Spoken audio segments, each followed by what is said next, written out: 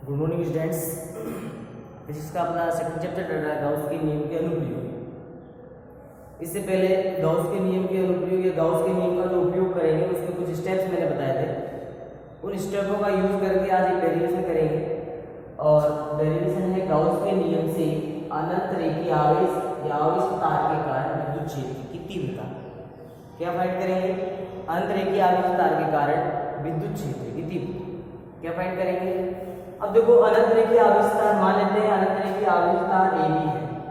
क्या है? अनंत रेखीय आवेश तार AB है। इसका एक छोटा सा टुकड़ा इनकी L लंबाई का है, जिसका ये सिरा A1 है, ये सिरा क्या है? A2 है। इस पर आवेश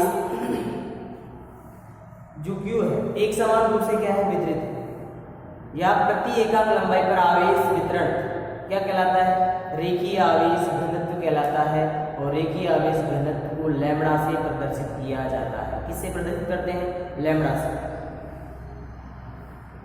इसके बिंदु O से स्मॉल r दूरी पर स्थित बिंदु P पर विद्युत क्षेत्र की तीव्रता ज्ञात करनी है। किसकी? विद्युत क्षेत्र की तीव्रता ज्ञात करनी है। इस तार के एक पॉइंट लिया A1, एक पॉइंट लिया मैंने A2। क्या लिया है? एक पॉइंट A1 और एक पॉइंट A2। यहाँ A1 पर जो चार्ज है, मान लेते हैं A1 पर चार्ज dq होगा। क्या होगा? A1 बिंदु पर चार्ज dq, A2 बिंदु पर भी चार्ज dq होगा। तो A1 के कारण बिंदु P पर विद्युत क्षेत्र की तीव्रता जो होगी dE1 सदिश, इस A2 के कारण बिंदु P पर विद्युत क्षेत्र की तीव्रता होगी, मान लेते हैं कितनी? dE2 वेक्टर, dE2 सदिश।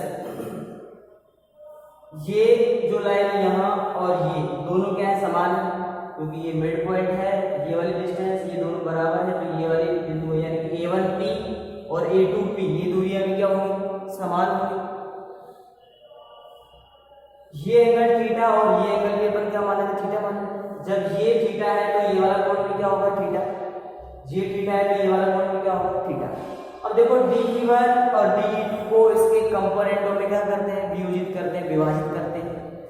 dE1 का इस दिशा में कंपोनेंट आएगा dE1 sin थीटा और इस दिशा में आएगा dE1 cos थीटा। dE2 का इस दिशा में कंपोनेंट dE2 cos थीटा और इस दिशा में जो आएगा dE2 sin थीटा। अब देखो, यहां पर एक बिंदु पर जो चार्ज है वो dQ है, A2 पर भी चार्ज क्या है? dQ है। A1P और A2P ये दूरियां भी क्या है? समान है। तो देखिए, किसी बिंदु पर आवेश विद्युत क्षेत्र की तीव्रता का फॉर्मूला क्या होता है? E = KQ अपॉन बीच की दूरी का स्क्वायर। तो देखो, यहाँ पर dQ, यहाँ पर भी dQ, डिस्टेंस दोनों की बराबर। तो dE1 क्या होगा? K dQ अपॉन A1P का स्क्वायर और dE2 क्या होगा? K dQ अपॉन A2P का स्क्वायर। A1P और A2P दोनों बराबर हैं। तो देखो, dE1 और dE2 परिमाण में कैसे हैं? समान है। परिमाण में कैसे हैं? समान है। अब देखो, इसका ये कंपोनेंट dE2 sin थीटा और dE1 sin थीटा दोनों की दिशा कैसे है? एक दूसरे के विपरीत है, परंतु परिमाण में समान है। dE1 sin थीटा नीचे की ओर लग रहा है, dE2 sin थीटा ऊपर की ओर है। परिमाण में समान है, दिशा में विपरीत है, तो एक दूसरे के प्रभाव को क्या कर लेंगे? निरस्त कर लेंगे। एक दूसरे के प्रभाव को क्या करेंगे? निरस्त। सिर्फ इस तार के लंबवत घटक dE2 cos थीटा और dE1 sin cos थीटा दोनों एक ही दिशा में है। तो विद्युत क्षेत्र की तीव्रता की जो दिशा होगी इस तार के कैसे होगी? लंबवत होगी। यहाँ तो सिर्फ अपन ने दो ही कंपोनेंट लिए थे, दो स्मॉल एलिमेंट लिए थे, जिसके कारण दो आया। यदि बहुत सारे एलिमेंट होते सबका क्या होता? इस तार के लंबवत जितने भी घटक होंगे सबका क्या होगा? समेशन यानी कि योग होगा। तो यानी कि विद्युत क्षेत्र की तीव्रता आएगी, इसके लंबवत घटक क्या हो जाएंगे? जुड़ते चले जाएंगे। या अपन कहें विद्युत क्षेत्र की तीव्रता की जो दिशा होगी इस तार की कैसे होगी? लंबवत होगी। इस तार की क्या होगी? लंबवत।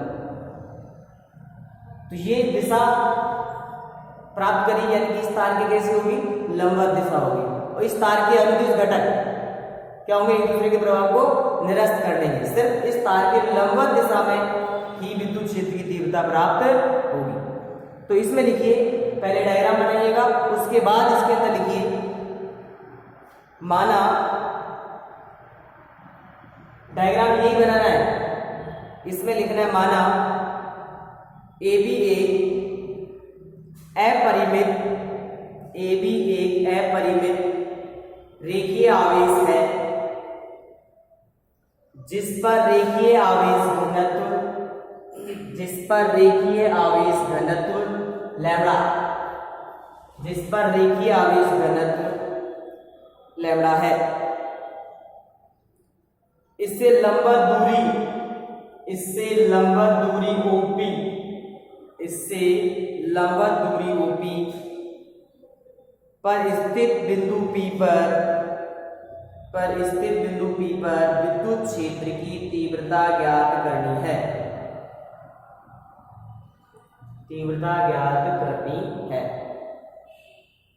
पैराग्राफ चेंज करके लिखोगे, यदि हम बिंदु O, ये बिंदु O के दोनों ओर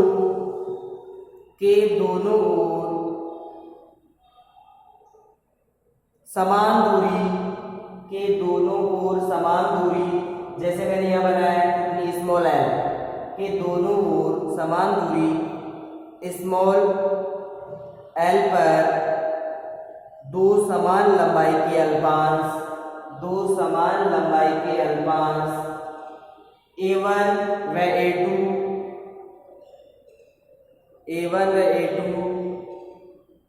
ले तो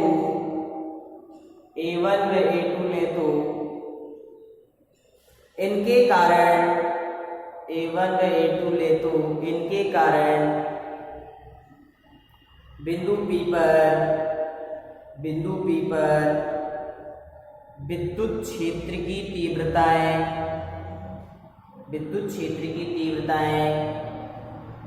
dE1 सदिश तथा dE2 सदिश के परिमाण समान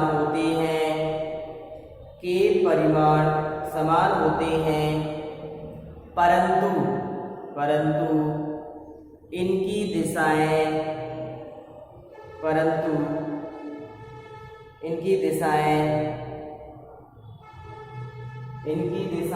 A1P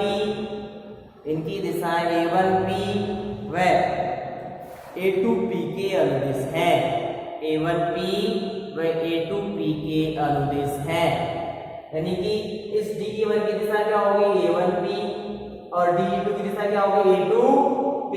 परिमाण में समान है परंतु दिशा में क्या है, विपरीत है।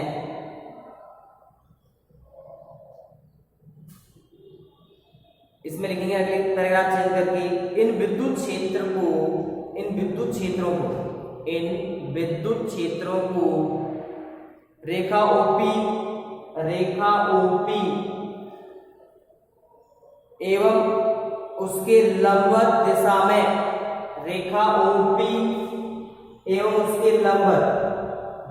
में वियोजित करने पर लंबवत घटक D1 sin थीटा व D2 sin थीटा व DE2 sin थीटा परस्पर निरस्त हो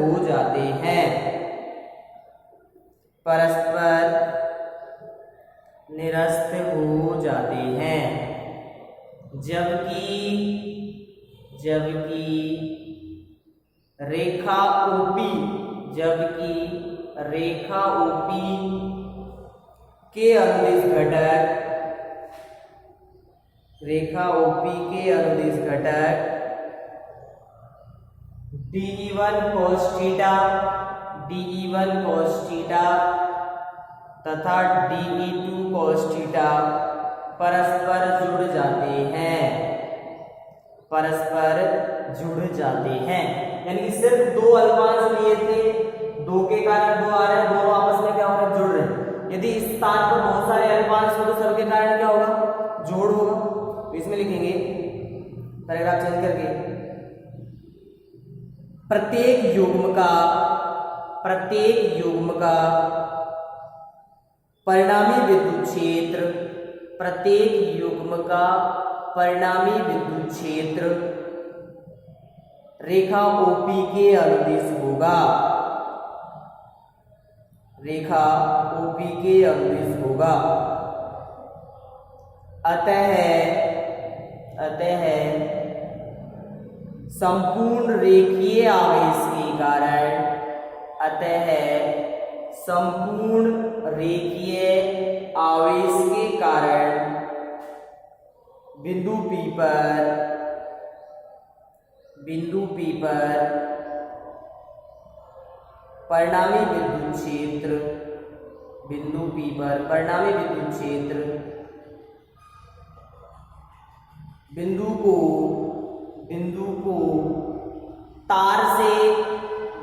को तार से जोड़ने वाली, बिंदु को तार से जोड़ने वाली लंबवत रेखा के अनुदिश होता है।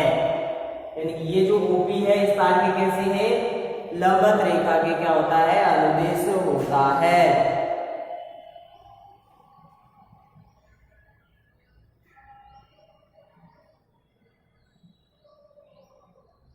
ठीक है बेटा, ये सिर्फ अपन ने क्या करी, यहाँ पर दिशा फाइंड करी। क्या फाइंड करी है, दिशा, यानी कि इस तार के लंबवत रेखा के क्या होगा, अनुदिश प्राप्त होगा। अब अपन क्या करते हैं, अपने पास स्टेप होती है, सबसे पहले गाउसियन पृष्ठ की कल्पना की जाती है, उसके बाद विद्युत क्षेत्र या विद्युत फ्लक्स की परिभाषा से विद्युत फ्लक्स फाइंड करते हैं, उसके बाद गाउस के नियम से फाइंड करते हैं। तो सबसे पहले क्या करेंगे, एक L लंबाई का गाउसियन पृष्ठ अपन क्या करें, सपोज कर रहे हैं, क्योंकि L लंबाई का एक गाउसियन पृष्ठ है जो किसकी आकृति कैसे दिखाई गई है, बेलनाकार आकृति दिखाई गई। कैसी आकृति है, बेलनाकार। इस जो ये अपना तार था, ये इस बेलनाकार अक्ष का, या अपन कहें बेलनाकार का क्या है, अक्ष है, यानी कि जो तार है स्वयं बेलन का क्या है, अक्ष है। इस पर आवेश Q, आवेश का मान क्या है, Q एक समान रूप से वितरित है। इस अनंत रेखीय आवेश तार का एक छोटा सा पार्ट लिया है, इस L लंबाई पर Q आवेश एक समान रूप से वितरित है। और इस गाउसियन पृष्ठ जो है कौन सा है, बेलनाकार है। इस बेलनाकार पृष्ठ को 3 पार्टों में डिवाइड कर सकते हैं। ऊपर वाला जो पृष्ठ है वो S1 है, नीचे वाला जो वृत्त है ये S2 पृष्ठ है, और इसका जो वक्र पृष्ठ है वो कौन सा है, S3 पृष्ठ है। कौन सा पृष्ठ है, S3 है। अब देखो S1 पृष्ठ पर एक अल्पांश लिया है ds, S3 पृष्ठ पर भी एक अल्पांश लिया है ds, और S2 पृष्ठ पर भी एक अल्पांश लिया है ds। अब देखो क्षेत्रफल सदिश की दिशा हमेशा सतह के कैसी होती है, लंबवत होती है। ऐसे पृष्ठ के लिए देखिए जो अल्पांश लिया है, क्षेत्रफल सदिश की दिशा ds की ऊपर होगी, लेकिन इससे पता लगा है कि ये विद्युत क्षेत्र की तीव्रता इसके कैसे है, लंबवत। तो विद्युत क्षेत्र की तीव्रता की दिशा इधर और क्षेत्रफल की इधर, तो यहाँ पर थीटा क्या होगा, 90 डिग्री। यानी कि S1 पृष्ठ के लिए थीटा कितना है, 90। S2 पृष्ठ में क्षेत्रफल सदिश की दिशा नीचे की ओर और विद्युत क्षेत्र की दिशा तार के लंबवत, तो यहाँ पर भी थीटा कितना है, 90 डिग्री। S3 पृष्ठ में ds और E दोनों एक ही दिशा में है, दोनों कैसे एक ही दिशा में, तो थीटा यहाँ पर क्या होगा, 0। इस बिंदु P पर अपन को क्या निकालना है, विद्युत क्षेत्र की तीव्रता निकालनी है, जो बेलन के अक्ष O या बेलन के मध्य बिंदु O जो अक्ष पर स्थित है, उसे P बिंदु पर स्थित बिंदु P पर क्या निकालना है, विद्युत क्षेत्र की तीव्रता निकालनी है। तो इसमें लिखोगे, इस डायग्राम को बनाने के बाद नीचे लिखोगे तार की एकांक लंबाई पर उपस्थित आवेश रेखीय आवेश घनत्व लैम्बडा है, रेखीय आवेश घनत्व लैम्बडा है। तो यहां लिख सकते हैं लैम्बडा इक्वल टू Q/L, समीकरण नंबर 1। क्या लिखेंगे, लैम्बडा इक्वल टू Q/L, समीकरण नंबर 1। क्या हो जाएगी यहाँ पर, समीकरण नंबर 1। फिर लिखेंगे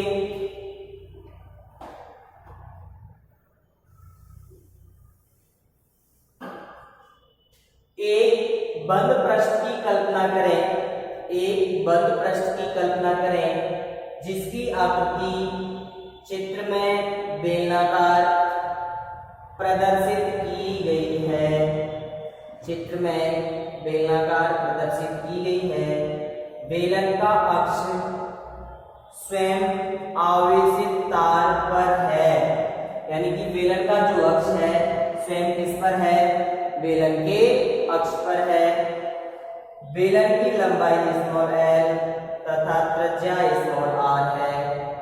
बेलन की लंबाई स्मॉल एल तथा त्रिज्या स्मॉल आर है। संपूर्ण बंद पृष्ठ अथवा गाउसियन पृष्ठ, ये जो पूरा है इसको अपन क्या कहेंगे? गाउसियन पृष्ठ। S से निर्गत विद्युत फ्लक्स की परिभाषा से phi इक्वल टू होगा इंटीग्रेशन S E सदिश डॉट ds सदिश बराबर integration of EDS cos theta. क्या होगा? EDS cos theta. यहाँ तक कोई दिक्कत नहीं होगी किसी को भी। ये समीकरण नंबर 1। इस वाले डायग्राम को मैं मिटा देता हूं।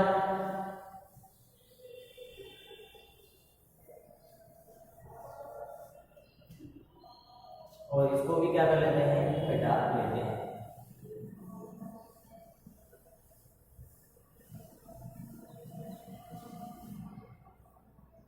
आगे लिखेंगे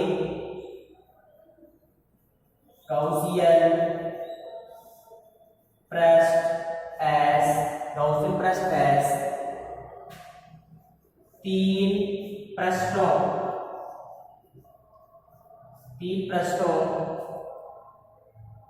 S1, S2 तथा S3 से मिलकर बना हुआ है। S1, S2 तथा S3 से मिलकर बना हुआ है। अतः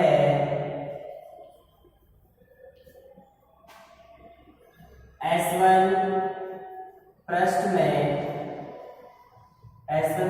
थीटा 90 डिग्री,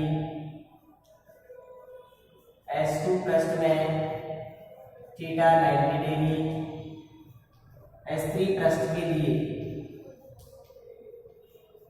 या S1 पृष्ठ के लिए थीटा यहाँ पर जो है कितना है? 0 डिग्री। तो नीचे लिखेंगे अतः है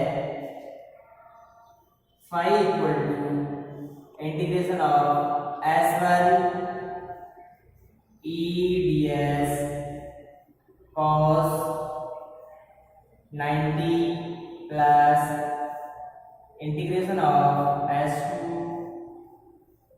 EDS cos 90। एक बार इसको हटा दें, एक साथ नहीं आया। क्या लिखेंगे? phi equal to integration S1 EDS cos 90 S2 EDS cos 90 S3 EDS cos 0। देखो S1 S2 पृष्ठ के लिए थीटा 90 डिग्री है और S3 पृष्ठ के लिए थीटा कितना है? 0 डिग्री है। क्या है? 0 डिग्री है।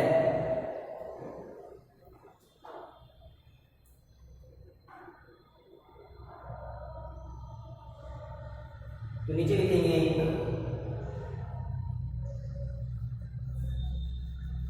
विद्युत क्षेत्र की परिभाषा से विद्युत क्षेत्र की परिभाषा से विद्युत क्षेत्र की तीव्रता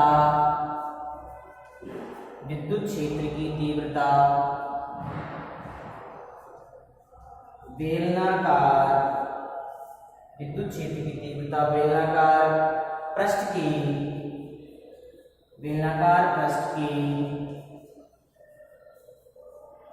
प्रत्येक बिंदु पर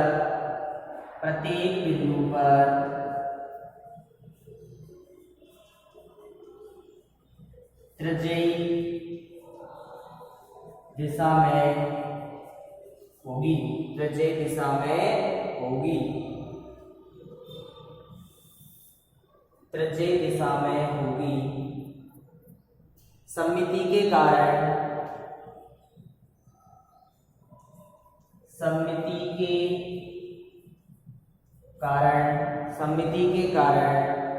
विद्युत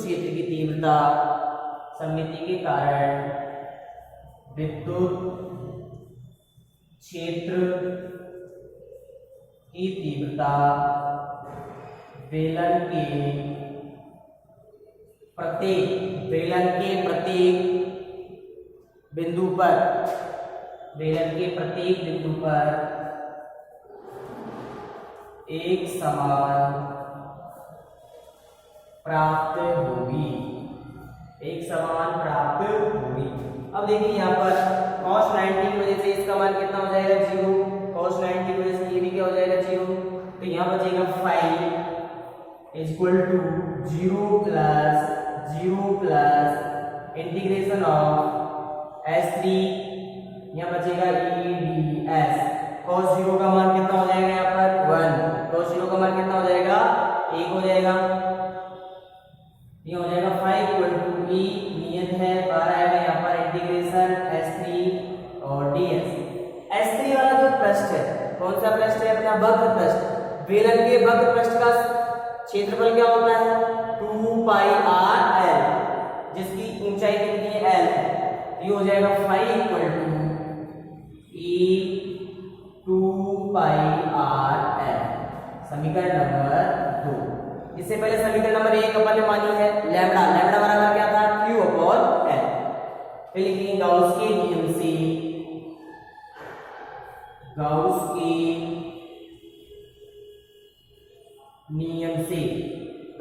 नियम से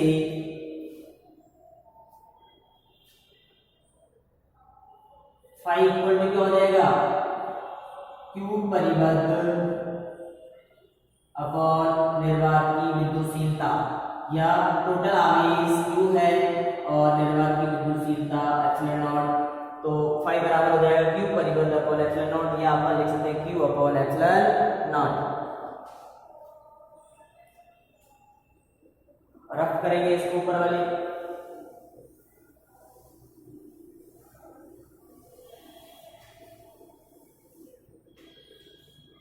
लिखेंगे समीकरण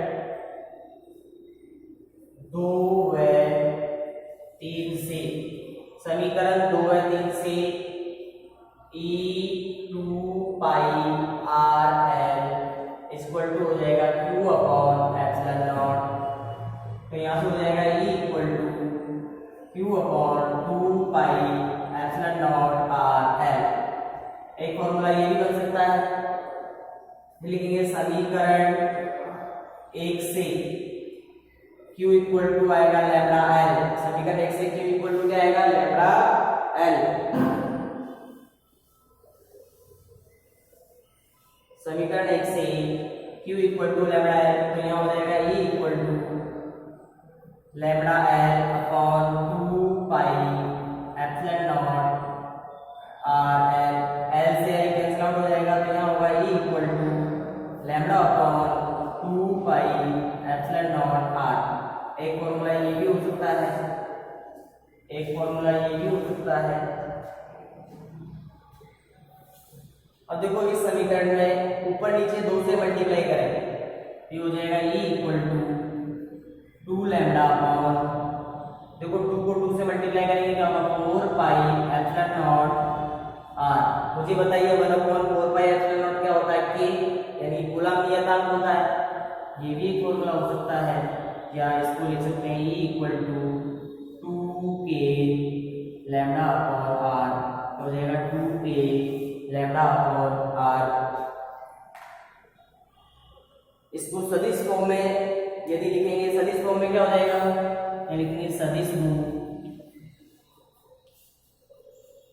ये हो जाएगा E सदिश बराबर 2, या मैं कहूँ 1/4 पाई epsilon not 2 lambda upon r cap, ये क्या हो जाएगा इसका सदिश रूप हो जाएगा।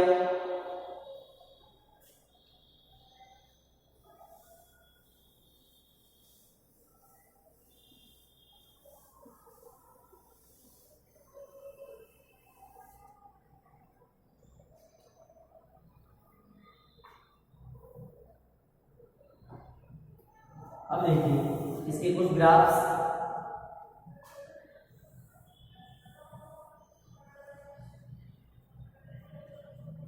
ई सदिश और आर, ये इसका मूल बिंदु एक्स अक्ष और ये अपना क्या हो जाएगा वाई अक्ष। ई सदिश और आर में, ई सदिश और आर के अंदर यदि ग्राफ बनाएंगे, ई और आर में ग्राफ बनेगा तो किस प्रकार से प्राप्त होगा, इस प्रकार से, और लिख सकते हैं ई समानुपाती 1/r। दूसरा जो ग्राफ है ई सदिश और लैम्डा, मूल बिंदु ये एक्स अक्ष, ये वाई अक्ष। ई और लैम्डा में जो ग्राफ होगा कैसे होगा, इस प्रकार से लिख सकते हैं ई समानुपाती लैम्डा। देखिए क्योंकि लैम्डा किसमें लिखा हुआ है, समानुपाती में लिखा हुआ है, तो ये वाला टॉपिक जो विद्युत क्षेत्र की तीव्रता अंतरिक्ष के आविष्कार के कारण जो उसका फॉर्मूला आता है E = 2k λ/r। तो आज की इस क्लास को यहीं पे विराम देते हैं। Have a nice day, thank you.